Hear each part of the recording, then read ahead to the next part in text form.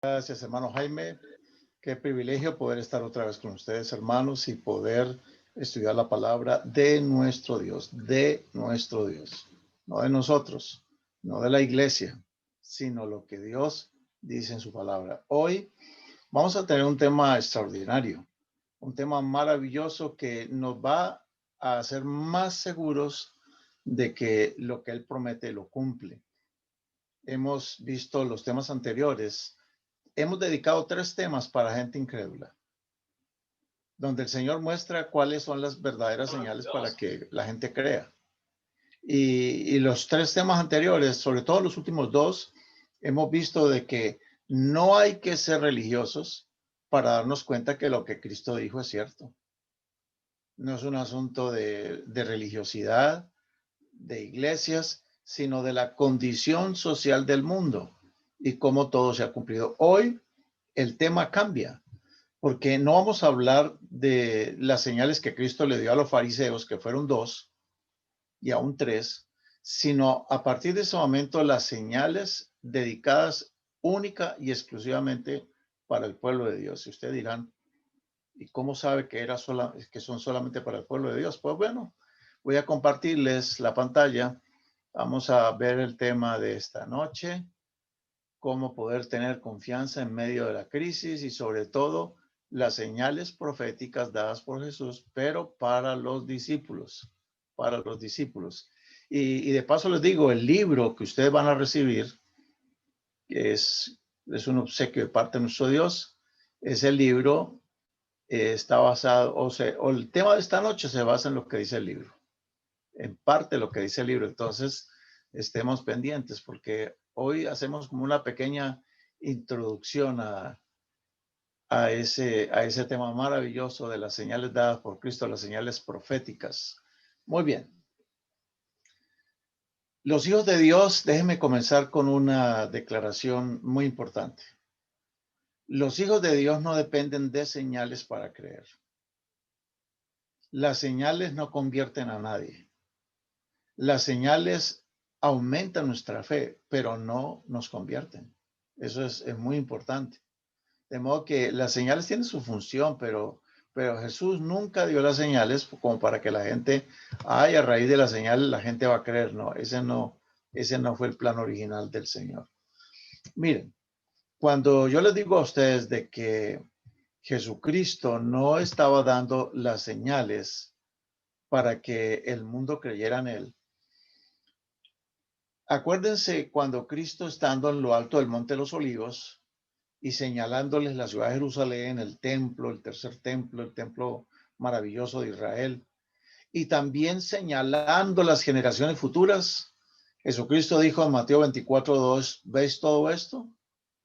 De cierto os digo que no quedará aquí piedra sobre piedra que no sea derribada.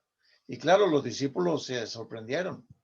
Y dice, ahora noten acá, aquí está la prueba de que la señal que vamos a dar hoy no fue dada a los fariseos, no fue dada públicamente, sino que esta fue una señal dada a los discípulos exclusivamente, y en este caso a nosotros.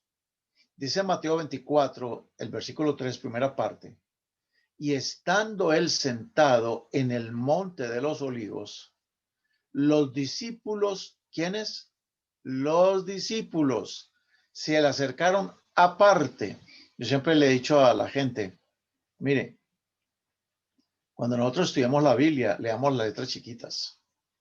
Leamos las letras chiquitas. Eso es como cuando usted va a comprar, por ejemplo, un teléfono, hay una promoción de un celular y a usted le ofrecen el cielo y la tierra y un precio pero regaladísimo o no le cobran simplemente y usted se emociona y va y se mete a esa compañía y después se da cuenta que no era lo que usted esperaba. Dice, sí, pero usted firmó el contrato, pero ¿dónde? Yo no escuché eso. Es que usted no leyó las letras chiquititas que estaban ahí en el contrato. Bueno, las letras chiquititas son muy importantes. Bueno, mira, aquí está la letra chiquitica y la puse en amarillito. Dice que los discípulos se le acercaron aparte. ¿Quiénes? Los discípulos. En los 2 temas anteriores fueron los fariseos los que le preguntaron acerca del reino. Pero ahora aparte, cuando dice aparte, ¿qué quiere decir? Solo el grupito exclusivo de Jesús con sus discípulos. Aparte, se le acercaron aparte diciendo, Señor, número uno, ¿cuándo sucederán estas cosas que tú estás diciendo? O sea, de que piedra sobre piedra que no sea derribada. ¿Cuándo sucederán estas cosas? Número dos, ¿qué señales hay de tu venida? Y número tres, y el fin del mundo. Notan las preguntas.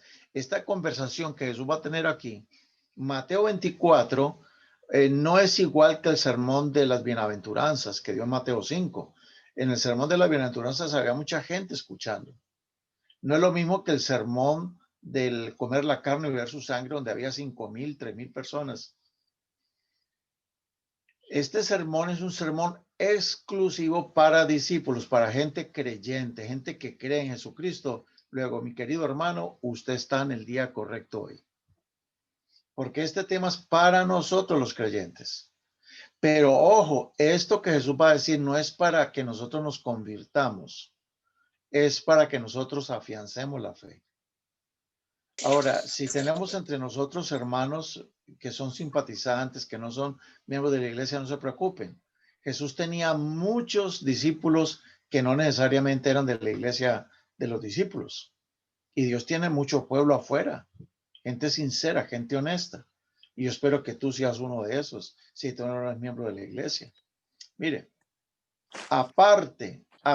estando aparte, Jesús les va a responder cuándo sucederán estas cosas, qué señales hay de su venida y qué señales hay del fin del mundo. Entonces, el primer paquete de señales que él les da, y hoy no vamos a estudiar la más importante, no se pierdan el tema de mañana. El tema de mañana es, mejor dicho, si usted no tenía planes de venir mañana, mejor no hubiera venido hoy.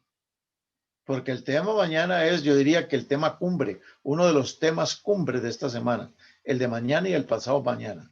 No se pierdan por nada alguno de estos dos temas. Y si nadie ha asistido a las conferencias, invítelos a propósito para mañana y pasado mañana. Que mañana y pasado mañana es culminante y fulminante también. Bueno, Jesús a sus discípulos aparte, les da señales proféticas. Y esas señales proféticas los discípulos no las discutieron, porque primero que todo ellos no vivieron para verlas. Pero nosotros sí hemos vivido para verlas o para saber de ellas. ¿Cuáles fueron las señales proféticas? Noten ustedes. El Señor dice, e inmediatamente después de, a ver, letras chiquitas. ¿Qué quiere decir inmediatamente después de? ¿Qué quiere decir? Quiere decir que tan pronto se cumpla la última cosa que le puedo decir aquí, inmediatamente después de ahí, ¿qué va a pasar? Ya vamos a ver qué va a pasar. Él dice, inmediatamente después de, y yo los he enumerado. Número uno, después de la tribulación de aquellos días. Tribulación. Dice, pongan mucho cuidado. Cuando termine la tribulación de aquellos días. Número dos, cuando el sol se oscurecerá y la luna no dará su resplandor. Número tres, cuando las estrellas caerán del cielo. Y número cuatro, cuando las potencias de los cielos sean conmovidas inmediatamente después. Y dio solamente cuatro señales: la gran tribulación, el oscurecimiento del sol y de la luna, la caída de las estrellas y las potencias de los cielos que sean conmovidas. Cuando se cumpla la cuarta, Jesús dice, inmediatamente después de la cuarta, entonces, ¿qué va a pasar? Aparecerá la señal del Hijo del Hombre. Ojo, no está hablando de las señales, habla de la señal en singular. Por eso es que hay que ser muy cuidadosos al leer la Biblia. Una cosa es singular y otra cosa es plural. Hay que tener en cuenta en qué tiempo está hablando, si en pasado, si en presente, si en futuro, si en gerundio, si en participio pasado, en fin. Él dice, aparecerá la señal. Yo le preguntaron, Señor, ¿cuándo? ¿Qué señal nos da de tu venida? Él dijo, le voy a dar la señal cuando ustedes vean esta señal, es porque ya vengo. ¿Cuál es? Aparecerá la señal del Hijo del Hombre después de la cuarta que dio de la conmoción de las potencias de los cielos. Entonces quiere decir, tan pronto se cumpla la cuarta señal, aparecerá la señal del Hijo del Hombre en el cielo, y entonces lamentarán todas las tribus de la tierra y verán al Hijo del Hombre viniendo sobre las nubes del cielo con poder y gran gloria. Entonces aquí, hermanos, ¿cuál es la señal de la venida de Cristo? No es el coronavirus, no son las guerras, no es la Unión Mundial de las Naciones, no es nada de eso. La señal realmente de la venida de Cristo es que Él viene en la nube de los cielos, aparece en la nube de los cielos, y cuando ya aparezca en la nube de los cielos es demasiado tarde. Por eso es que los hijos de Dios no debemos depender de señales. No debemos estar buscando en los periódicos, mira, ahorita tenemos a Biden como presidente, y entonces comenzamos a desarrollar una serie de interpretaciones proféticas, por Dios, que como si desconociéramos las escrituras. Nosotros no dependemos de señales. Para los hijos de Dios, la verdadera señal de regreso de Jesucristo es que los hijos de Dios veremos a Cristo viniendo en la nube de los cielos. Y nosotros sabemos por revelación de que unos días antes de que Cristo venga, nosotros escucharemos la voz de Dios diciendo el día y la hora. Pero ese no es el tema de hoy. Eso es para después ustedes estudien. Bueno, entonces, mis queridos hermanos, si repasamos las señales que Cristo dio, ¿de qué estamos hablando? Estamos hablando de algo muy interesante. Cristo mencionó algo que ya alguien más había dicho. ¿Y quién es aquel alguien que lo había dicho? Bueno, ese alguien que lo había dicho, ¿quién era? El profeta Joel. Noten ustedes lo que el profeta Joel dijo. Jesús no dijo esto por primera vez. Esa señal que él dio en el Monte de los Olivos ya la había dado otro profeta antes que él, sino que Cristo está haciendo eco a lo que dijo el profeta. Dice el profeta Joel, haré prodigios en el cielo, o sea, Dios. Haré prodigios en el cielo, en la tierra habrá sangre, fuego, columnas de humo. El sol se convertirá en tinieblas y la luna en sangre antes de que venga cuál día. Antes de que venga el día grande y espantoso de Jehová. Joel 2, 30 y 31 lo llama como el día grande y espantoso de Jehová. O sea que ese día grande, espantoso de Jehová no es otra cosa que la segunda venida de Cristo, porque Cristo está utilizando lo que dijo Joel para hablar de cuándo será su venida. Pero él dijo, inmediatamente después de que el sol se oscurezca, no. Después de la cuarta señal que él dio, él viene otra vez. Entonces, no se preocupen, si ahorita no hemos captado, lo vamos a repasar y ustedes lo van a profundizar en el libro que van a recibir completamente gratis. Mis hermanos, lo que Jesucristo dijo ya lo había dicho el profeta Joel. Los discípulos se acordaron del profeta Joel. Dijeron, entonces el día grande y espantoso de Jehová es el día cuando nuestro amado maestro regrese. Y Jesús se equipara con Jehová. Se compara con Jehová. Ahora, Juan, después, en el libro de Apocalipsis, en el tiempo del sexto sello, escuchen lo que Dios le mostró, lo que le reveló que pasaría en el tiempo del sexto sello. Y miré cuando él abrió el sexto sello. ¿Quién abrió el sexto sello? Jesús, porque ustedes recordarán que el que tomó el libro de la mano derecha del que está sentado en el trono fue Jesús, y Jesús desató los sellos. Entonces, cuando Cristo abrió el sexto sello, he aquí que fue hecho, número 5. Estoy agregando una quinta señal que Jesucristo no mencionó en el Monte de los Olivos, un gran terremoto. Pero ahora noten cómo Juan menciona la señal número 2 dada por Jesús y mencionada por Joel. Dice, el sol se puso negro como un saco de silicio y la luna se puso toda como sangre. Estamos notando lo que dijo Jesús, es lo mismo que dijo Joel Y ahora Juan lo está repitiendo en el Apocalipsis. En otras palabras, el sermón apocalíptico de Cristo de Mateo 24 y Mateo 25 tiene mucho que ver con todo el Apocalipsis y especialmente esta parte del sermón con el sexto sello del Apocalipsis. Pero note lo que sigue diciendo el sexto sello. Apocalipsis 6:12. Dice, y las estrellas del cielo cayeron sobre la tierra. Esa señal también la dio Cristo en el Monte de los Olivos. Por eso es que decimos que Mateo 24 y Mateo 25, que yo espero que ya lo hayan leído, esa es la tarea, Mateo 24 y Mateo 25, no es otra cosa que el cumplimiento del sexto sello del Apocalipsis. Queridos, resumamos entonces. Hoy vamos a estudiar en los próximos minutos las tremendas señales del sexto sello del Apocalipsis, que son 5 realmente.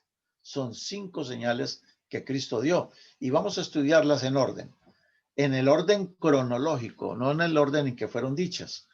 La primera gran señal de las 5 señales dadas por Cristo, Joel y Juan en el tiempo del sexto sello, la primera gran señal es el gran terremoto, el que se menciona en Apocalipsis capítulo 6, el versículo 2. Acuérdense, el tema de hoy es para creyentes, no es para incrédulos, porque los incrédulos dicen, no, pues un gran terremoto, siempre ha habido terremotos. Pero para los creyentes, los que conocemos la palabra de Dios, este es el gran terremoto del que Jesús habló.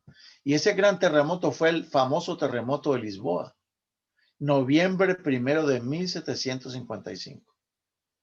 Queridos, ¿por qué se considera que el terremoto de Lisboa fue el cumplimiento de la señal dicha en el Apocalipsis de que antes de la oscuridad del sol y la caída de las estrellas habría un gran terremoto en la tierra?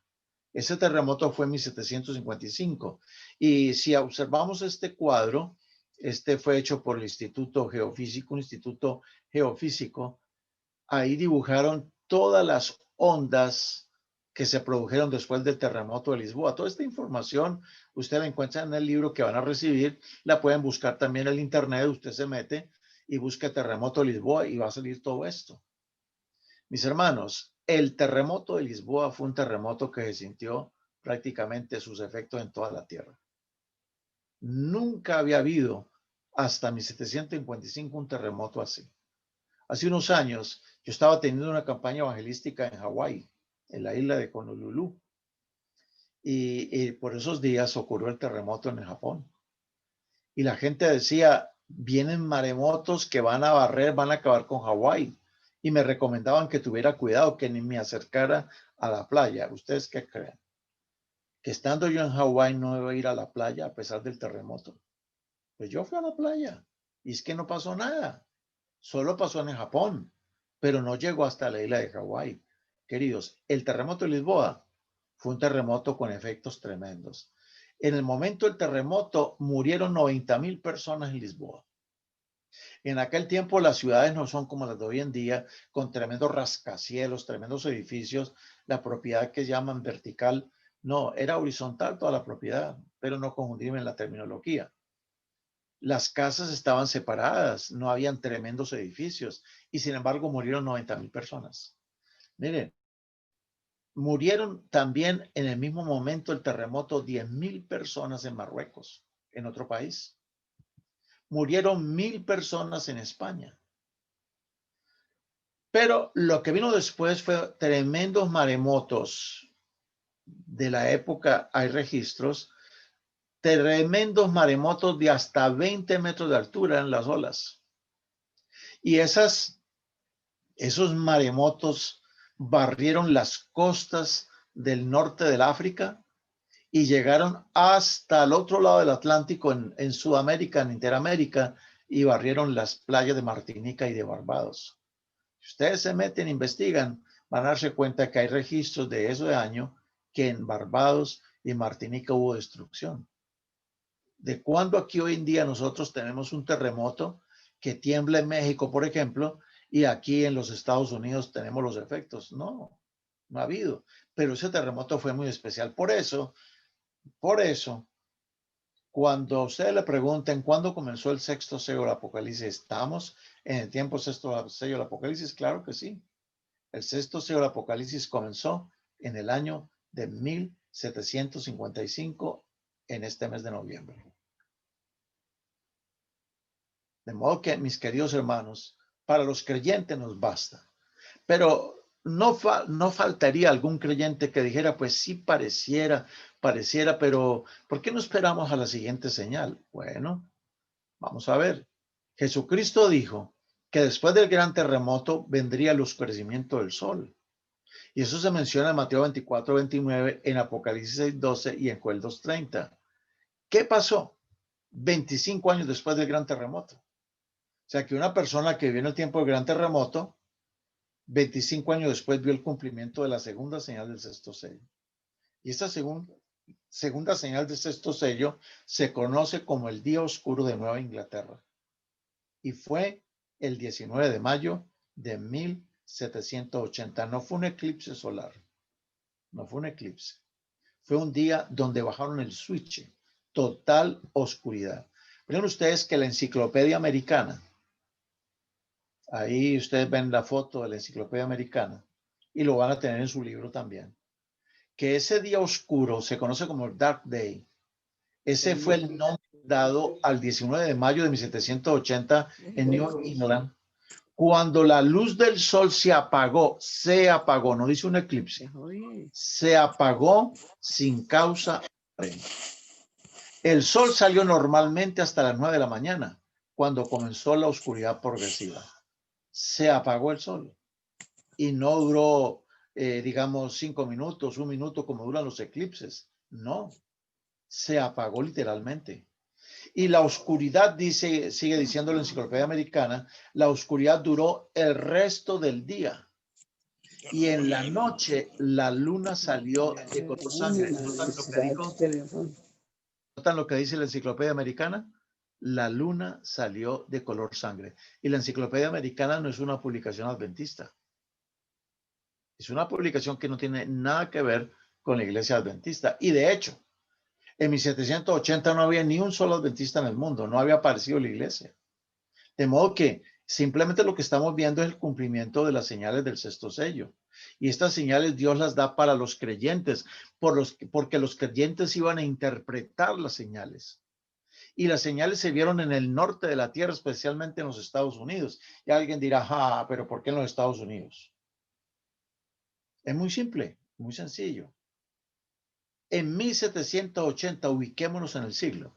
En 1780, ¿en qué lugar del mundo, había libertad para leer la Biblia, para estudiar la Biblia? No había persecución religiosa y la gente era religiosa. Protestantes. ¿En qué lugar del mundo? ¿En Colombia? ¿1780? No. 1780, antes de la independencia de Colombia, el país estaba bajo el dominio de España y estaba la Iglesia Católica Romana dominando todo Sudamérica, dominando Centroamérica. El pueblo no tenía acceso a la Biblia, era prohibido. Solamente los clérigos leían la Biblia. En el único país del mundo donde había gente que leía la Biblia y eran protestantes, gente que había escapado de la Inquisición en Europa, que zarpando de Holanda y llegaron a América, a Norteamérica, los famosos padres peregrinos, que de paso, pues la otra semana estamos celebrando el Día de los Padres Peregrinos, o el Día de Acción de Gracias, y mal llamado el Día del Pavo. Ese no es el Día del Pavo. Ese es el Día de los Padres Peregrinos. Cuando llegando a los Estados Unidos de Norteamérica, establecen una colonia y donde se fundamentan sobre la libertad de culto, de conciencia y de estudio de la palabra de Dios. Entonces, ¿a quién más le va a mostrar Dios las señales? ¿A gente que no lee la Biblia o a los que leen la Biblia? A los que leen la Biblia, porque ellos iban a interpretarla bien. A ver, si por ejemplo el día oscuro, 19 de mayo de 1780, hubiera ocurrido en Colombia, ¿qué hubiera dicho la gente en Colombia?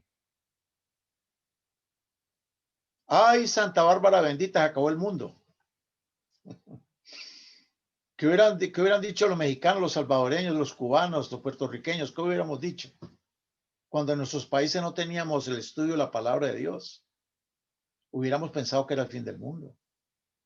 Pero la gente de los Estados Unidos, los protestantes, los estudiosos de la Biblia dijeron, wow, no es el fin del mundo, es el cumplimiento de la segunda señal del sexto sello del Apocalipsis. Ellos no dijeron, ay, se acabó el mundo, sino, oh Señor, cuán cerca está tu venida entonces.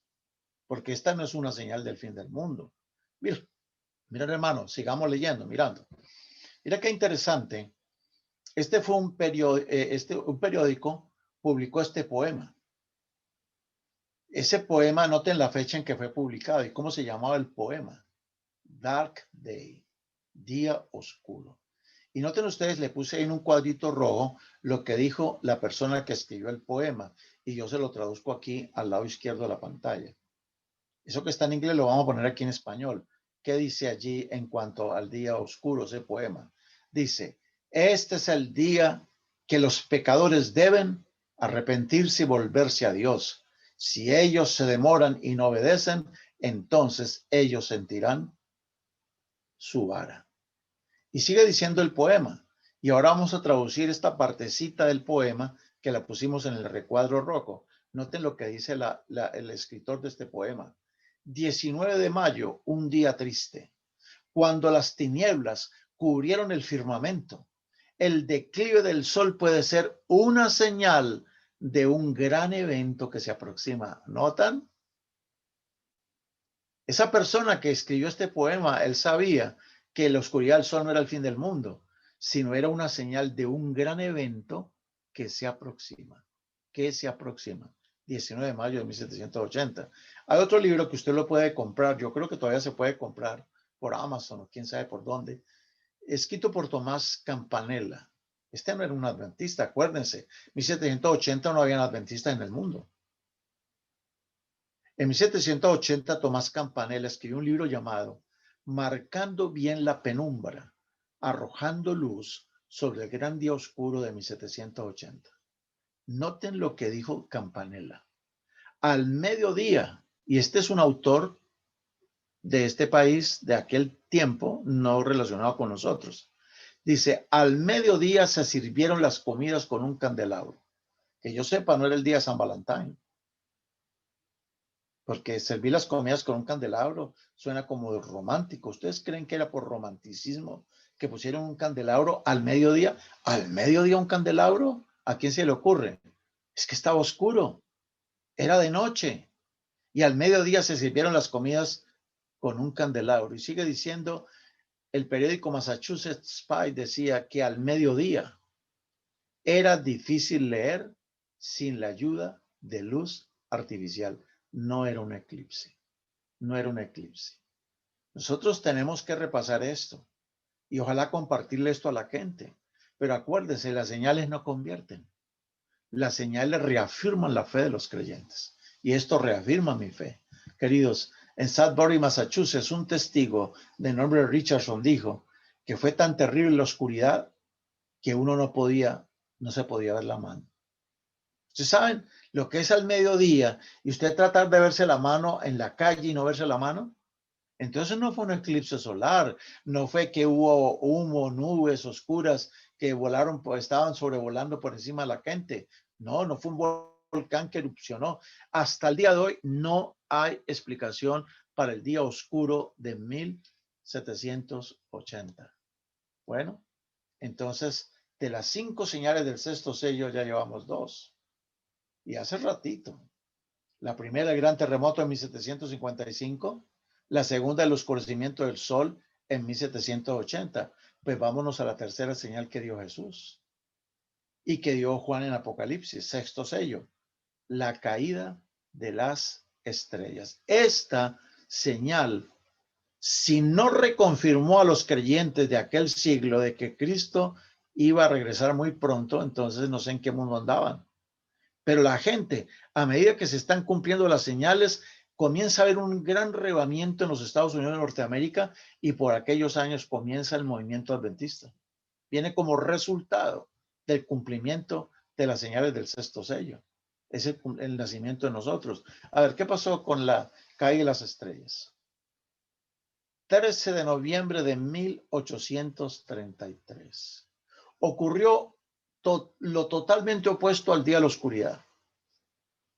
Si en el mediodía la gente no se podía ver la mano, ahora a medianoche la gente podía perfectamente leer la Biblia bajo la luz de las estrellas que estaban cayendo, o sea, los meteoritos que estaban cayendo a la Tierra. Miren ustedes que hace unos años atrás, en el año 2018, una escritora llamada Linda Emily, ella tenía una editorial y fue publicado por Richmond News. Ahí está la copia de la edición online. Ella dijo, son las 11 de la noche del jueves, estoy sentada en el museo tratando de encontrar una historia para poderla compartir mañana en el periódico. Y ha sido un día muy largo porque me ha tocado que tener la fiesta de Navidad, etcétera. Y ella encontró un artículo investigando los libros de historia allá en Richmond. Encontró algo más muy tremendo para escribirlo en el editorial de ese periódico. Y noten ustedes, ahí se lo puse en rojito, cómo tituló su artículo. Lo llamó 1833. En 1833 el cielo se cayó, pero la vida continuó. O sea que, hermanos, para la gente de 1833, la caída de las estrellas no era el fin del mundo. Para los estudiosos de la Biblia, esa señal reafirmó la fe de ellos. Por eso les estoy diciendo, las señales que Cristo le da a los creyentes no es para que se conviertan, es para que su fe se reafirme. Y yo espero que al terminar este tema, la fe de ustedes y la mía se haya reafirmado y nuestros amigos digan, wow, ¿eso lo dijo Jesús? Sí, Jesús lo dijo. Pero no creas por estas señales, cree por lo que Jesús es. Él es tu Salvador. Él dio su vida por ti. Y por esa señal es que yo voy a creer en Él. Pero estas señales reafirman nuestra fe. Ahora, noten lo que Linda Emily en el Richmond News escribió. Y solamente escogió una partecita. Porque si ustedes miran el resto de lo que ella escribió en el editorial, es muy interesante porque ella cuenta la historia de una familia de 1833, esa noche donde estaban y qué fue lo que pasó, en fin. Pero mire lo que dice. Fue tan espectacular la vista de 1833 que mucha gente pensó que el mundo estaba llegando a su final. Sin duda que mucha gente que no leía la Biblia, aunque vivían en los Estados Unidos de Norteamérica, no leían la Biblia, como igual hoy en día. Hay muchos que tenemos las Biblias en la casa y ni las miramos siquiera. Y hay gente todavía de los nuestros que se dejan mover el piso por videos que ponen en YouTube con teorías de conspiración y que les hace pensar en cosas que no son. Nosotros tenemos la palabra profética más segura y tenemos además de eso revelación especial que recibimos.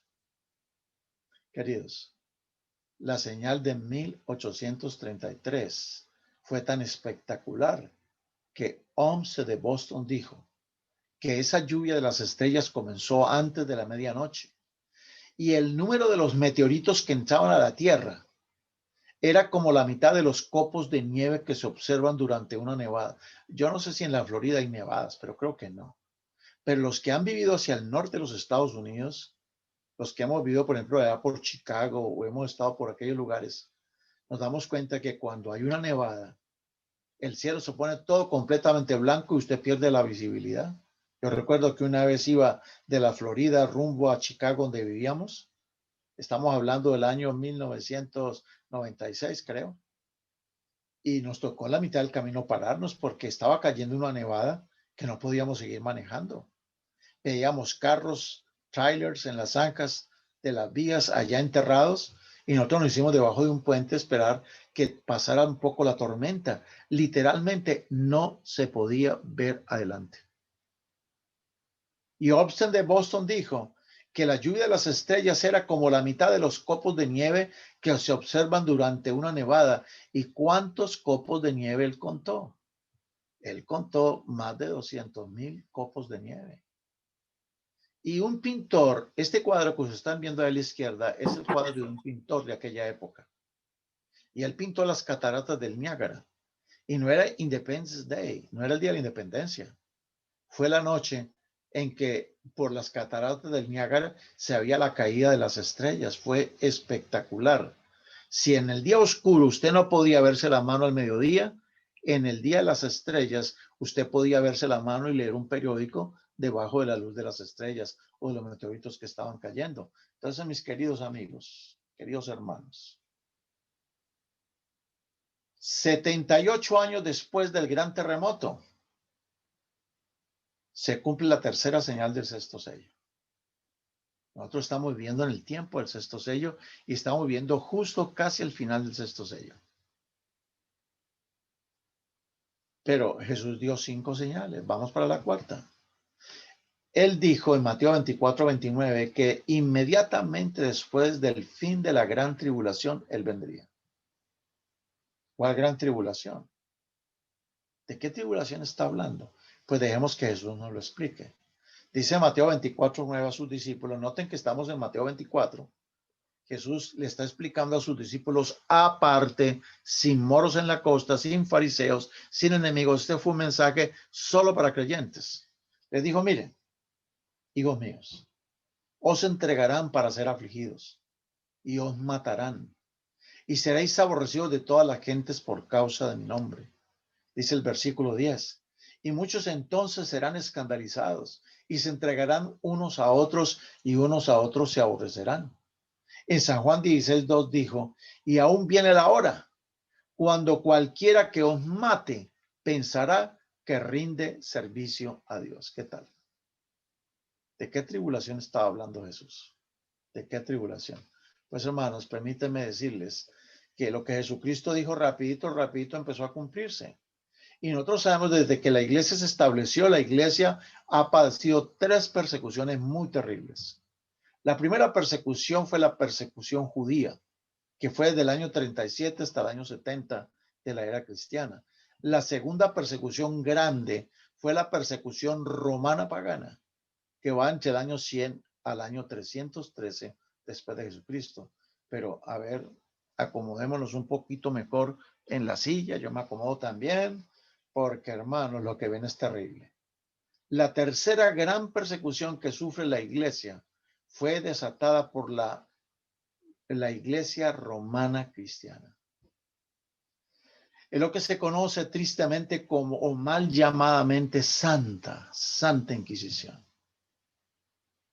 Saben que la Santa Inquisición comenzó en el año de 1208, cuando el Papa Inocencio III ordenó las cruzadas para extirpar a los que llamaban herejes. Y para poderlo disuadir, para sacar confesiones, utilizó las autoridades. Y ahí tenían a las autoridades mezclados con algunos jesuitas, atormentando a la gente, sacándoles confesiones, y mucha gente confesaba su herejía, confesaba sus pecados por el horror de las torturas que les estaban haciendo. ¿Saben que cuando Jesucristo dijo inmediatamente después de la tribulación de aquellos días, entonces veré la señal del Hijo del Hombre? La palabra tribulación es la palabra griega tlipsis. ¿Y qué quiere decir la palabra tlipsis? La palabra tlipsis quiere decir aplastamiento. También de ustedes allá a la derecha, esa prensa. Le van dando vueltas, colocaban la cabeza debajo de la prensa y le van dando vueltas, iban apretando la cabeza hasta que ¡plop, plop! Se salían los ojos o se empezaba a salir el cerebro por las orejas o por la nariz. Era una cosa horrenda. Sentaban a la gente en esas tremendas sillas llenas de púas, de chuzos, de clavos, o lo metían dentro de esos sarcófagos llenos de clavos que traspasaban a la gente cuando cerraban la puerta. ¿Y saben que esto lo hicieron en el nombre de Cristo? Jesús lo había dicho. Va a llegar el tiempo en cuando los van a perseguir, los van a matar y van a pensar que están rindiéndole culto a Dios. Y es que la Santa Inquisición fue hecha por cristianos contra cristianos. ¿Cuándo se iban a imaginar los discípulos de Jesús, Mateo, Marcos, Lucas, Juan, de que la iglesia estaría matando a otros creyentes simplemente porque no aceptaban algunas enseñanzas de ellos? Queridos, fue terrible. Una de las grandes ironías de la Inquisición fue la historia de Juana de Arco. Juana de Arco, a la izquierda de su pantalla, fue quemada viva y por la Santa Inquisición. La Santa Inquisición la halló una hereje, digna de ser quemada como las brujas, y la quemaron viva por hereje. Y años después, la misma iglesia dijo que fue un error, que realmente es una santa, y ahora la declararon Santa Juana de Arco. Todo eso pasó en la Edad Medieval y lo hizo la iglesia cristiana romana, persiguiendo a otros cristianos que se oponían a muchas de las cosas que ellos decían o hacían. Pero saben que esa Inquisición, que comenzara en 1208, terminó en 1834. Estamos hablando de 626 años de persecución. Mejor dicho, superaron a los judíos, superaron a los emperadores romanos paganos.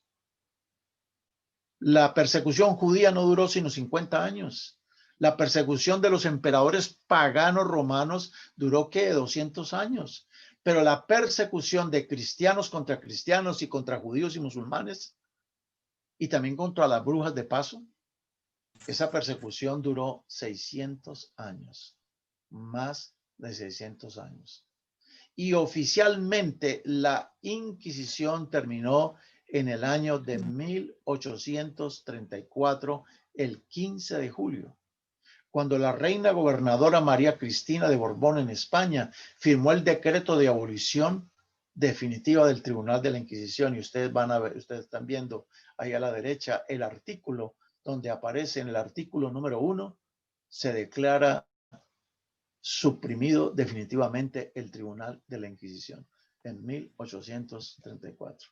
Queridos hermanos, amigos. Bueno, entonces seguimos acá.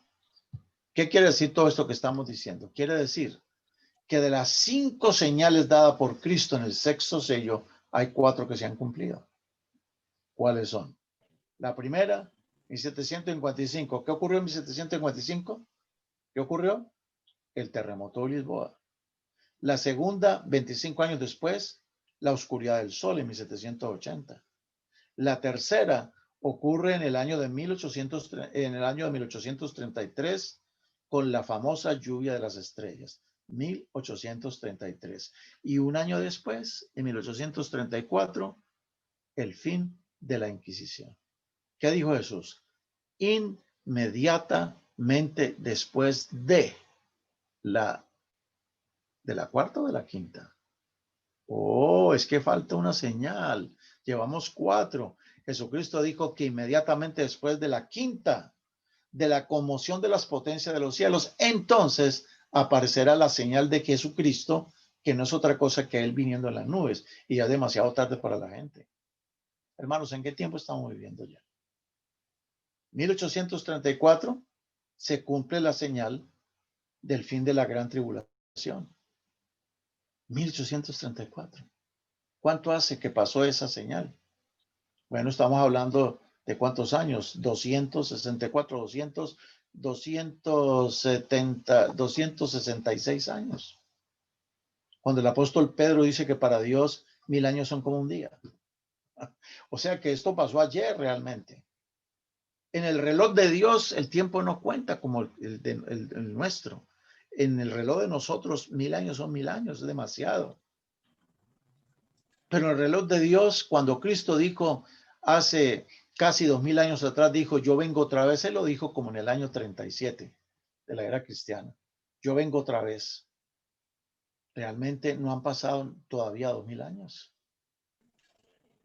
Y si 1000 años son como un día, estoy haciendo una comparación, analogía. No estoy diciendo proféticamente que eso es así. Pero si para Dios 1000 años son como un día, quiere decir que cuando Cristo dijo, yo vengo otra vez, lo dijo antier. Hace 2000 años serían 2 días. Lo dijo antier. Para el reloj de Dios eso fue antier.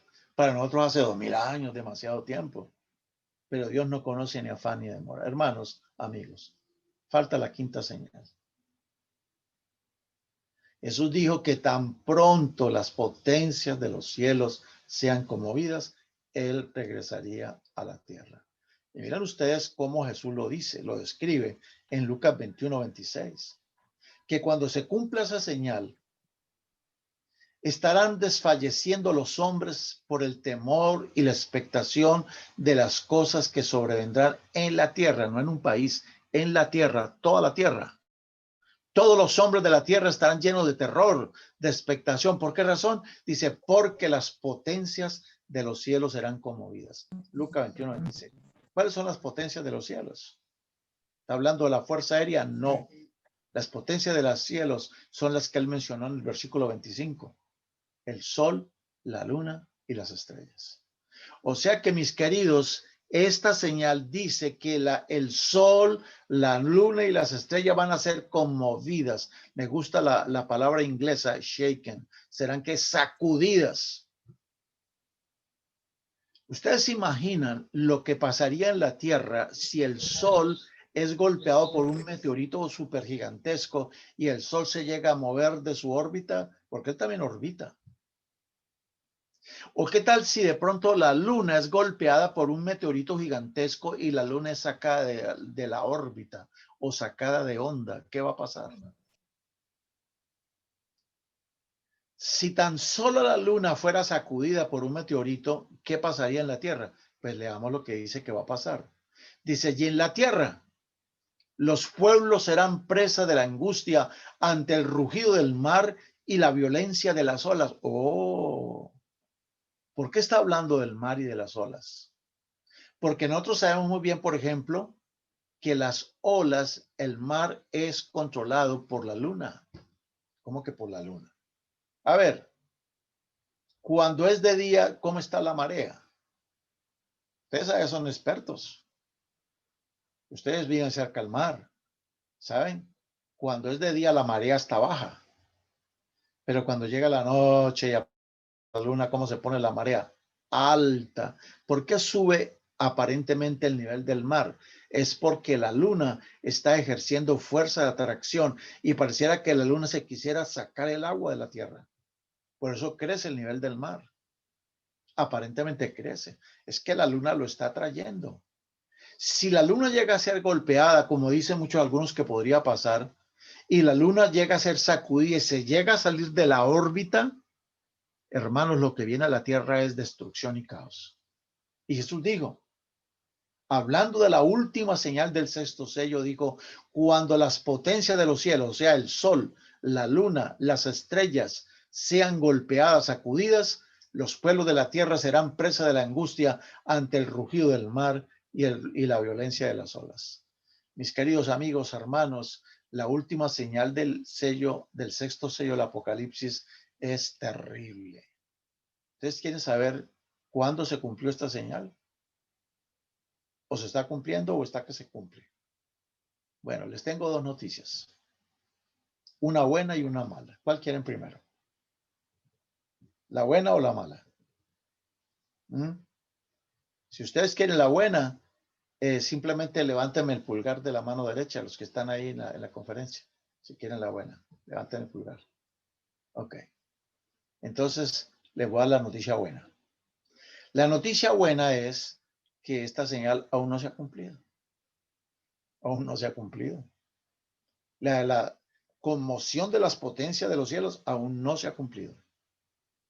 Ahí no está hablando de la oscuridad del sol, ni está hablando de la caída de las estrellas, está hablando de que el sol, la luna y las estrellas van a ser sacudidos.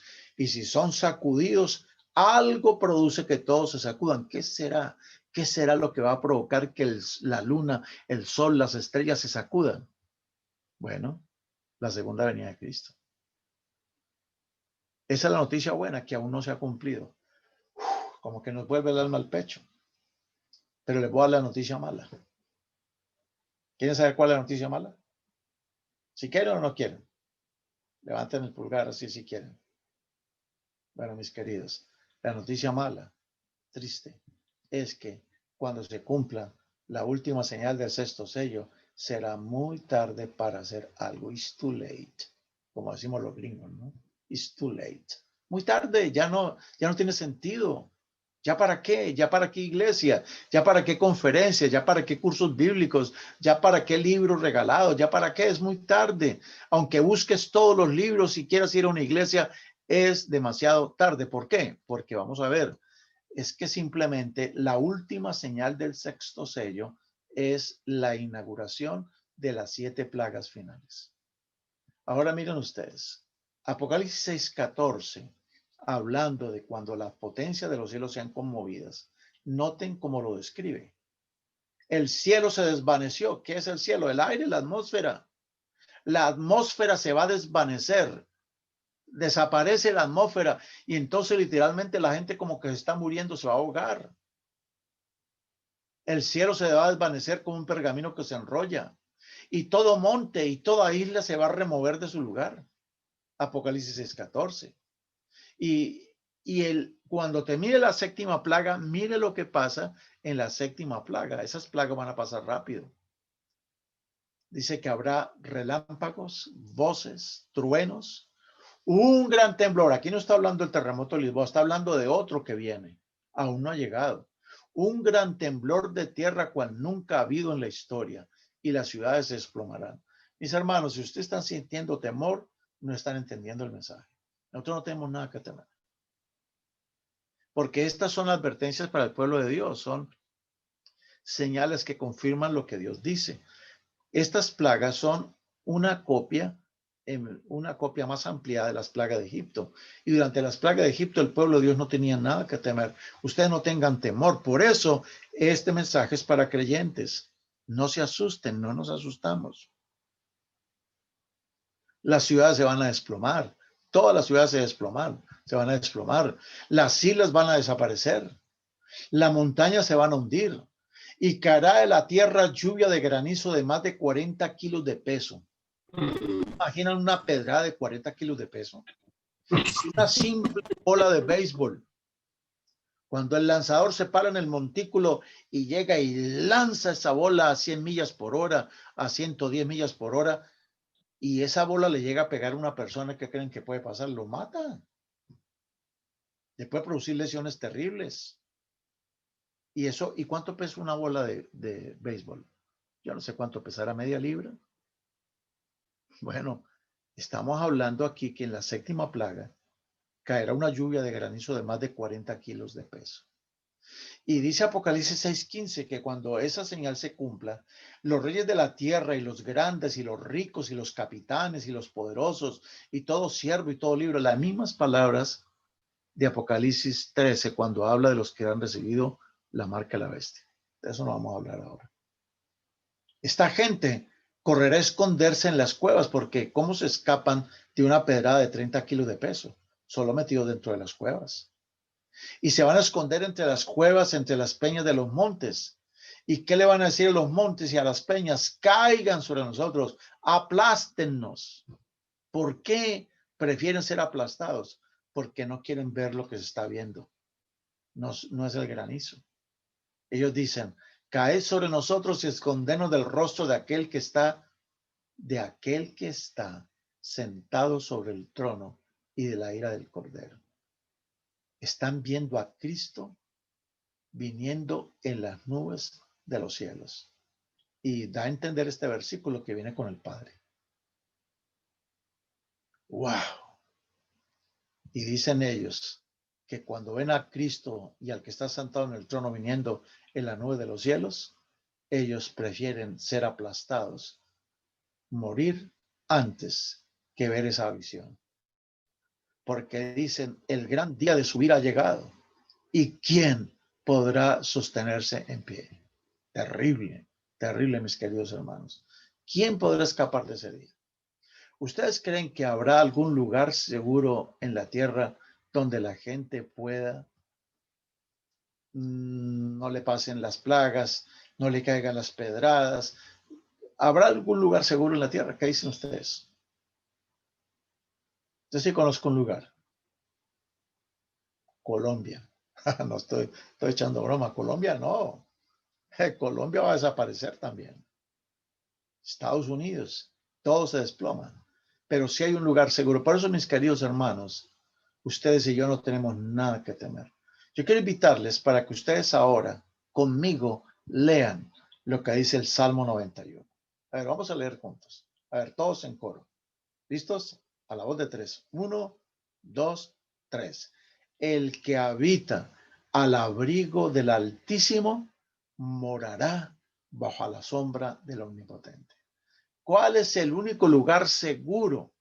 Por eso no tenemos miedo. Por eso sabiendo estas cosas no nos da terror, porque el saber estas cosas no hace que nos convirtamos, sino que confirman nuestra fe.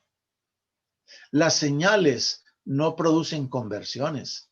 Las señales cimientan la fe.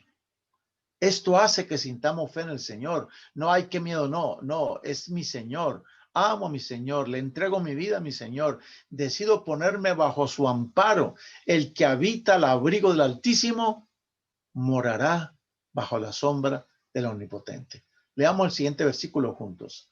Diré yo a Jehová, ¿qué diré? Esperanza mía y castillo mío, mi Dios en quien confiaré. Hay un lugar donde podamos tener confianza en medio de estas crisis que hay y de las terribles que vienen. ¿Dónde está la confianza? En Dios. Si nosotros queremos que Dios sea mi castillo, sea la fortaleza de mi hogar, Él será mi esperanza. Y si yo confío en Él, yo no tengo nada que temer de lo que venga o de lo que los hombres estén planeando para destruirnos a todos, para perseguirnos. Sigamos leyendo el versículo 3. ¿Qué dice el Señor? Leámoslo. Él te librará del lazo del cazador y de la peste destructora. ¿No dicen amén? Maravilloso, maravilloso. Si hay un lugar seguro, claro que sí. Y sigue diciendo el versículo 4. A ver, leámoslo todos. Con sus plumas te cubrirá y debajo de sus alas estará seguro. Escudo y protección es su verdad. O sea que yo necesito estar viviendo la verdad, practicando la verdad. Yo estar seguro que no es la iglesia, es la verdad, la palabra de Dios, la verdad, que será mi escudo en los días finales. Y Él promete como la gran águila celestial cubrirnos a nosotros, sus aguiluchos, con sus plumas. Y debajo de las alas de la gran águila, de la misma águila que le dio sus alas a la mujer que escapaba de la persecución del dragón en Apocalipsis 12, las mismas alas de la gran águila nos cubrirán y nosotros estaremos seguros. Seremos sacados de esta tierra, llevados a la nube de los cielos para irnos con Cristo y con el Padre, para morar por lo menos 1000 años en la Nueva Jerusalén. Sigamos leyendo el versículo 5. A ver, léalo conmigo.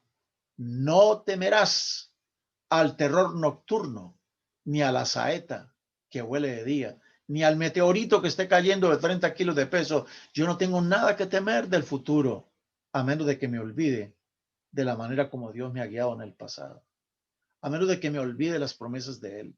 Si yo permanezco en Él, no tengo nada que temer. No se preocupe por sus hijos, no se preocupe por lo que viene, porque si estás con el Señor te protegerá. Él lo hizo con Israel en el tiempo de las plagas de Egipto y Él lo va a hacer con nosotros. Sigamos leyendo el Salmo 91:6. Leámoslo. No tendrás temor de que ni a la pestilencia que ande en la oscuridad, ni a mortandad que en medio del día destruya. Versículo 7. Repítalo conmigo. Caerán a tu lado 1000 y 10,000 a tu diestra, mas a ti no llegarán. ¿Por qué? Usted se imagina, están cayendo pedradas, 30 kilos de peso. ¿Dónde yo estoy ubicado? Debajo de las alas de Dios Todopoderoso. ¿Qué va a pasar si una persona que está bajo Dios, bajo la protección de Dios, le da por sacar su pie a la izquierda un poquito? Y aquí están las alas de Dios y usted llega y se corre un poquito hacia la izquierda. ¿Qué va a pasar con las pedradas que están cayendo? ¿Le va a pegar la pedrada a usted? ¿Y qué tal si yo estando debajo de las alas del Señor, ahora me salgo un poquito hacia la derecha? Terrible. 10,000 personas caerán si se salen a la derecha. De modo, hermanos, que aquí no se trata de que yo esté en la iglesia. Se trata de que yo esté en Cristo Jesús, porque hay muchos que tristemente, como estudiamos en el tema de ayer, que estando en la iglesia se van a perder, como la gente en el tiempo de Noé. Nuestra única seguridad no es que yo sea miembro de una iglesia, es que yo sea miembro de Jesucristo, de Cristo. Y claro, el que es de Cristo está en alguna iglesia. Pero la gran promesa del Señor es que caerán a tu lado 1000 y 10,000 a tu diestra. ¿Y por qué van a caer? Porque no caminan derecho. Cuando yo camino derecho, recto, bien debajito de las alas del Señor, voy caminando, a mí no me va a caer ninguna pedrada. Esa es la gran seguridad, hermanos. Leamos, versículo 9. Porque has puesto a Jehová, que es mi esperanza, al Altísimo por tu habitación. ¿Qué hemos hecho de Cristo en mi hogar? Cristo está en mi habitación. Él es mi habitación. Él es mi esperanza. De esto se trata. De esto se trata. Por eso nuestra serie de temas se llaman confianza en medio de la crisis. Y cuando estamos hablando de la crisis, no estamos hablando del coronavirus. Estamos hablando de un virus peor que el COVID-19. Estamos hablando del virus del pecado, que es el que está causando gran destrucción a través de todos los siglos. Leamos el otro versículo que sigue a continuación. Como dice, leámoslo juntos. Lo regreso, que lo adelanté. Por cuanto en mí ha puesto su amor, yo también lo libraré. Le pondré en alto por cuanto ha conocido mi nombre. ¡Qué maravilla! ¿Cuál es el secreto para vivir con confianza en el tiempo de crisis? Es que yo ponga mi amor en Cristo, mi amor en el Señor. Al Señor lo aceptamos no porque hay que miedo, sino por, oh, cuánto lo amo, oh, cuánto me amó Él a mí. Por cuanto en mí, dice el Señor, por cuanto en mí has puesto tu amor, yo te libraré. Yo te pondré en alto por cuanto has conocido mi nombre. Me invocarás y yo te responderé. Y contigo estaré yo, dice el Señor, en la angustia. Te libraré y te glorificaré. ¿Decimos amén? Amén. Y dice el versículo 16 del Salmo 91, yo los saciaré de larga vida y les mostraré mi salvación. Entonces, queridos hermanos, ¿qué es lo que necesitamos entonces en este momento hacer o decir? Cuando ya las señales del sexto sello se han cumplido, la que falta por cumplirse, eso olvidémonos de esa señal, porque esa señal no va a producir conversiones ni nada. De hecho, las señales no producen conversiones. Estamos en el tiempo preciso para aceptar a Cristo, no porque hay que miedo, sino porque tanto me amaste que yo te doy mi corazón también. Yo quiero preguntarte en esta hora a todos ustedes, mis hermanos, que están viendo el tema, que nos están oyendo y viendo, ¿cuánto de ustedes le gustaría decirle al Señor, Señor, yo quiero que tú seas mi castillo, yo quiero poner mi confianza en ti? No importa que se desplomen los cielos, que se desplome la tierra, yo estoy en una roca firme que eres tú. No importa que los vientos soplen, tú me has llenado del viento de tu espíritu. No importa hacia dónde va este mundo, mi confianza y mi seguridad está puesta en ti. ¿Cuántos quisiéramos decirle eso al Señor allí en nuestras casas levantando nuestras manos? Amén. Amén. Vamos a orar. Padre Santo, te agradecemos por habernos permitido estudiar tu palabra. Ayúdanos para edificar nuestras casas sobre la roca firme. Que aunque vengan los vientos, aunque vengan las tormentas, aunque se sacudan los cielos y la tierra, aunque haya confusión y destrucción, nosotros podamos estar seguros porque estamos bajo tus alas, porque tú eres nuestra confianza y porque te amamos y porque estamos cimentados en la verdad. Bendice a mis amigos, a nuestros amigos, para que ellos puedan entender esto y entregarle sus corazones a Jesús por amor, no por miedo. Que se den cuenta, que nos demos cuenta de que tú has hecho todo para salvarnos.